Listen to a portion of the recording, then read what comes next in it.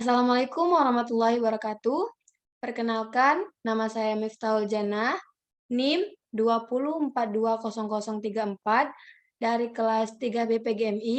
Di sini saya akan menjawab pertanyaan dari soal ujian tengah semester mata kuliah Psikologi Belajar dengan dosen pengampu Dr. Saidah MPD. Baiklah, adapun pertanyaan pertama yaitu apakah yang dimaksud dengan psikologi dan psikologi belajar? Psikologi ditinjau dari segi ilmu bahasa, psikologi berasal dari bahasa Yunani yaitu psyche yang artinya jiwa dan kata logos yang berarti ilmu. Jadi, secara etimologi, psikologi adalah ilmu jiwa, sedangkan psikologi secara terminologi adalah ilmu yang mempelajari perbuatan berdasarkan hasil refleksi kejiwaannya. Ini bersumber dari buku Membongkar Psikologi Belajar Aplikatif karya Enjang Idrus MPDI. Selanjutnya, psikologi menurut ahli. 1. Plato dan Aristoteles. Menurut Plato dan Aristoteles, psikologi adalah ilmu pengetahuan yang mempelajari tentang hakikat jiwa dan mempelajari proses dari awal hingga akhir. 2. Wilhelm Wundt. Menurut Wilhelm Wundt, tokoh psikologi eksperimental, psikologi merupakan ilmu yang tidak hanya mempelajari tentang hakikat jiwa saja, tetapi juga mempelajari tentang pengalaman-pengalaman yang dirasakan dan yang timbul dalam diri manusia seperti penggunaan panca indera, pikiran, perasaan, dan kehendak. Pernyataan tersebut bersumber pada buku Psikologi Pendidikan karya Stefanus M. Marbun, STH MPDK. Selanjutnya, jadi dari pemaparan di atas, psikologi adalah salah satu bidang ilmu pengetahuan dan ilmu terapan yang mempelajari tentang perilaku, fungsi mental, dan proses mental manusia melalui prosedur ilmiah. Seseorang yang melakukan praktik psikologis disebut dengan psikolog. Para psikolog berusaha untuk memperbaiki kualitas hidup seseorang melalui intervensi tertentu baik pada fungsi mental, perilaku individu maupun kelompok yang didasarkan atas proses fisiologis, neurologis, dan psikososial. Pernyataan tersebut bersumber dari Wikipedia Bahasa Indonesia atau ensiklopedia bebas. Selanjutnya, mengenai psikologi belajar. Psikologi belajar adalah ilmu yang mempelajari prinsip-prinsip perilaku manusia dalam penerapannya bagi belajar dan pembelajaran. Dengan kata lain, psikologi belajar memberikan kontribusi bagi guru ketika ia menjalankan tugas mengajar di dalam kelas sehingga tampak pada kinerjanya ketika mengajar dengan mempertimbangkan prinsip psikologis murid. Menurut W.S. Winkel dalam bukunya Psikologi Pendidikan dan Evaluasi Belajar menyatakan bahwa psikologi pendidikan adalah salah satu cabang dari psikologi praktis yang mempelajari prasyarat-prasyarat atau fakta-fakta bagi belajar di sekolah, berbagai jenis belajar, dan fase-fase dalam semua proses belajar. Dalam hal ini, kajian psikologi pendidikan sama dengan psikologi belajar. Pernyataan tersebut bersumber dari artikel pengertian psikologi belajar. Selanjutnya yaitu pertanyaan kedua, apakah manfaat mempelajari psikologi belajar? Metode apa yang dapat diterapkan pada psikologi belajar? Jawabannya yaitu, adapun manfaat mempelajari psikologi belajar yaitu 1. Meletakkan tujuan belajar. 2. Mengatur kondisi-kondisi belajar yang efektif. 3. Mencegah terjadi dan berkembangnya gangguan-gangguan mental dan emosi. 4. Mempertahankan adanya kesehatan jiwa yang baik. 5. mengusahakan berkembangnya daya mampu dan daya guna dari kondisi jiwa sehat yang ada. 6. Memberikan berbagai informasi yang diperlukan dalam proses belajar. 7. Membantu setiap siswa dalam mengatasi masalah-masalah pribadi yang dihadapi. 8. Mengenal dan memahami setiap siswa baik secara individual. Ataupun manfaat dan kegunaan psikologi belajar adalah sebagai alat bantu bagi penyelenggara pembelajaran untuk mencapai tujuan pembelajaran. Pernyataan tersebut bersumber dari buku Psikologi Belajar karya Syarifah Nurjan MA. Selanjutnya yaitu pertanyaan mengenai metode dalam psikologi belajar. 1. Metode eksperimen. 2. Metode observasi. 3. Metode genetik. 4. Metode riwayat hidup atau klinis. 5. Metode tes.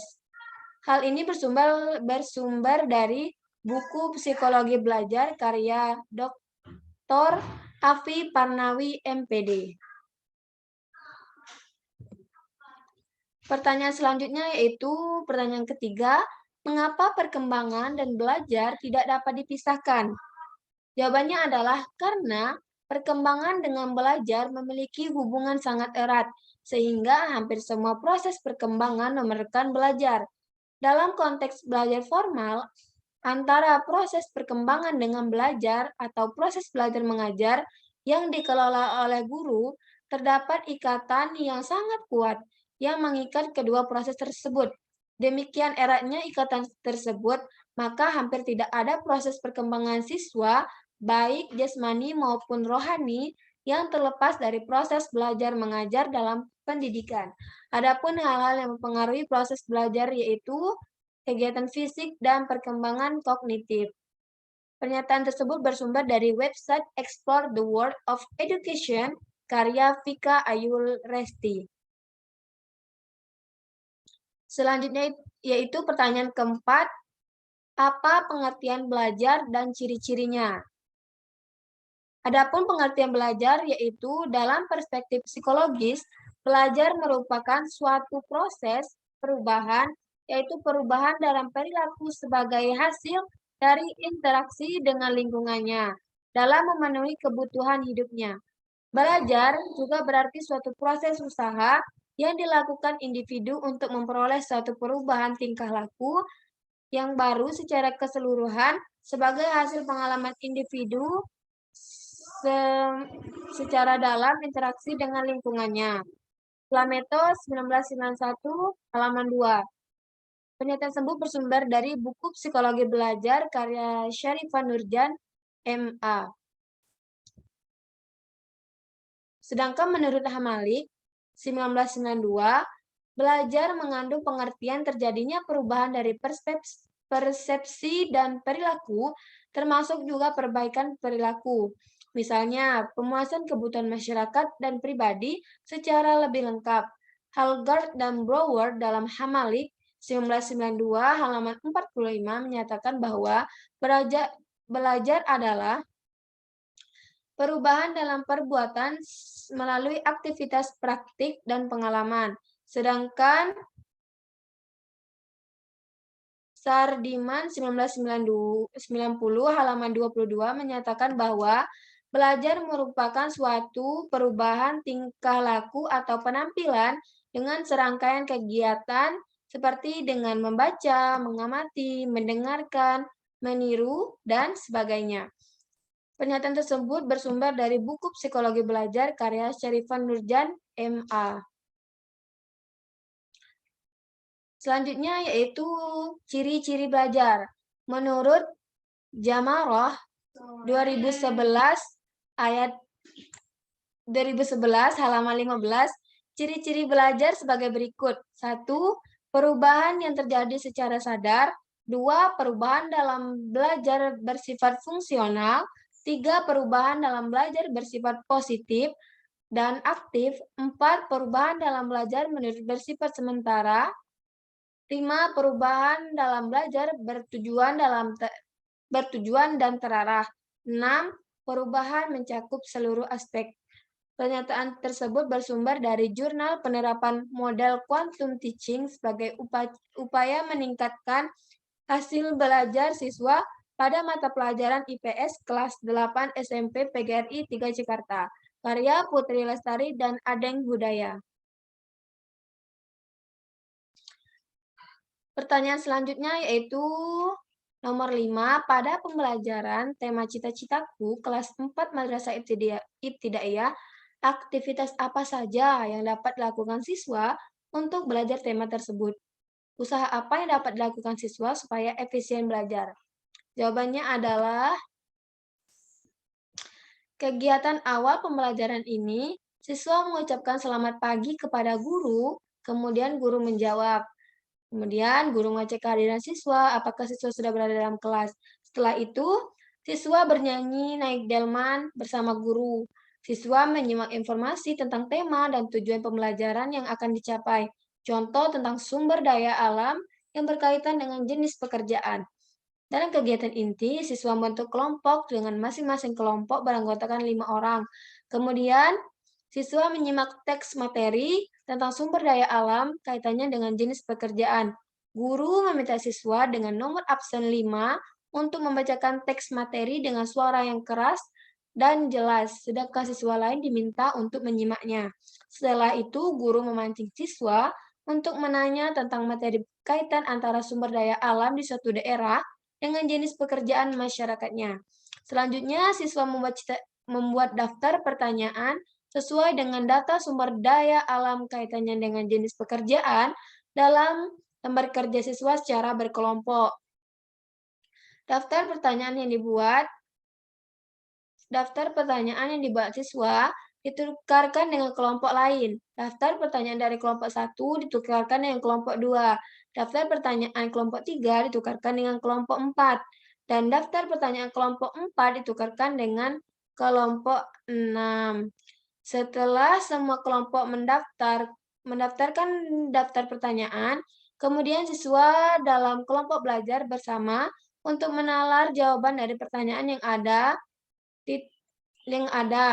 Setelah semua kelompok selesai dengan tugasnya, kemudian siswa bersama guru membahas jawaban dari pertanyaan yang telah dibuat kelompok. Kegiatan penutup, guru bersama siswa membuat penyimpulan dari pembelajaran. Memberi kesempatan pada siswa untuk menanya hal-hal yang belum dipahami dari materi pembelajaran. Terakhir, mengakhiri pembelajaran, guru bersama siswa berdoa. Hal ini bersumber dari website upaya peningkatan hasil belajar tema cita-citaku. Aku dan cita-citaku. Selanjutnya yaitu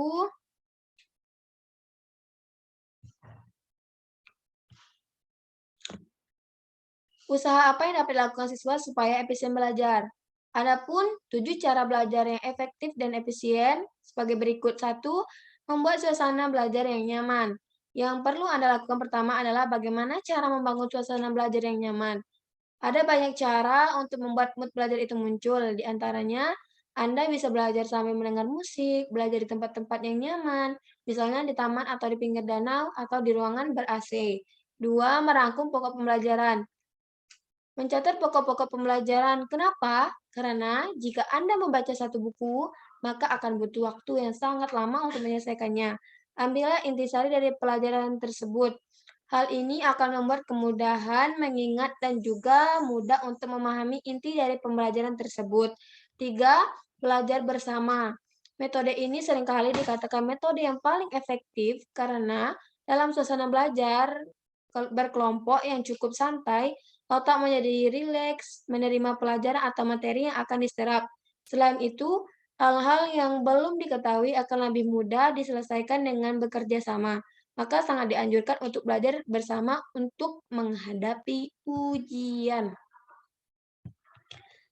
Keempat, yaitu metode mempersiapkan atau memodifikasi menyerupai nama sesuatu.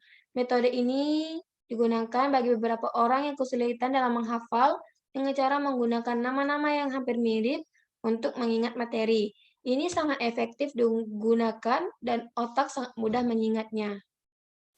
Selanjutnya itu 5. Belajar dengan praktik.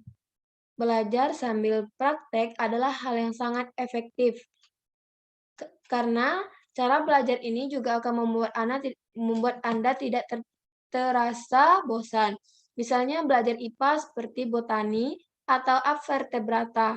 Kita bisa belajar sampai mengamati tumbuh-tumbuhan, hewan, atau apapun. Dengan itu kita bisa membuat sebuah acara belajar menjadi lebih asik. 6. Belajar rutin tapi jangan lama. Dengan rutin belajar, Anda akan semakin mudah untuk mengingat hal yang sudah Anda pelajari. Yang perlu Anda lakukan adalah belajar rutin, bukan terlalu lama belajar. Seperti belajar saat pagi 45 menit, siang 25 menit, sore 50 menit, malam 1 jam. Cara ini sangat efektif dan pikiran juga akan tetap dalam keadaan rileks daripada harus belajar terlalu lama. 6. Belajar 7. Mengerti bukan menghafal. Hal yang paling sering dilakukan oleh siswa ataupun mahasiswa ketika ingin menghadapi ujian adalah menghafal. Sebenarnya tidak salah, cuma kurang efektif. Untuk lebih efektifnya adalah mengerti teorinya, maka dengan sendiri akan kita ingat ketika ujian. Kalau Anda masih di dalam metode belajar dengan menghafal, sangat disarankan untuk pindah ke metode mengerti materi. Hal ini atau pernyataan tersebut bersumber dari website 7 cara belajar yang efektif dan efisien. Dan sekian, terima kasih. Demikianlah jawaban dari soal ujian tengah semester. Jika ada yang kurang atau salah, saya mohon maaf. Billahi taufik wal hidayah. Wassalamualaikum warahmatullahi wabarakatuh.